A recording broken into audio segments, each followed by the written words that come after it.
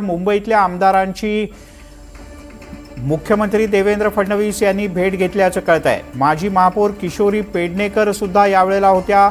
शक्यता अशी आहे की मुंबईतल्या स्थितीच्या बद्दल त्यांना निवेदन देण्यात आलं। जो पाऊस झाला आणि त्याचं नुकसान, पण नेमकं कारण कळू शकलेलं नाही। विशाल, का झाली ही भेट नेमकी?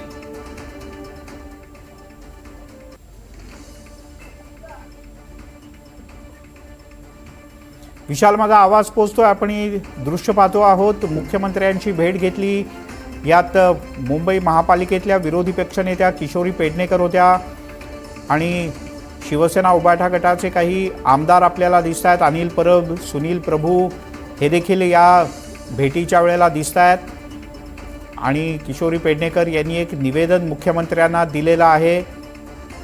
विशाल, काय अधिक माहिती आहे?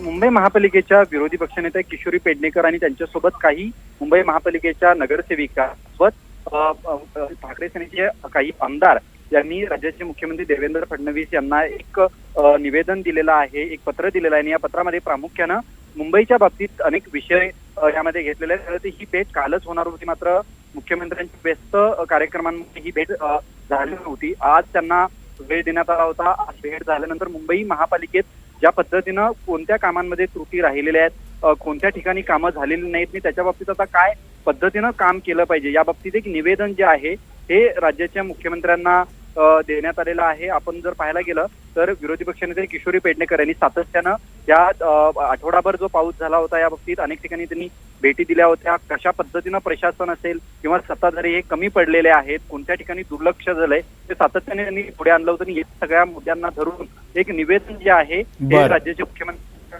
देण्यात आलेलं आहे। अभिजित, विशाल, तुर्तास धन्यवाद या माहितीबद्दल।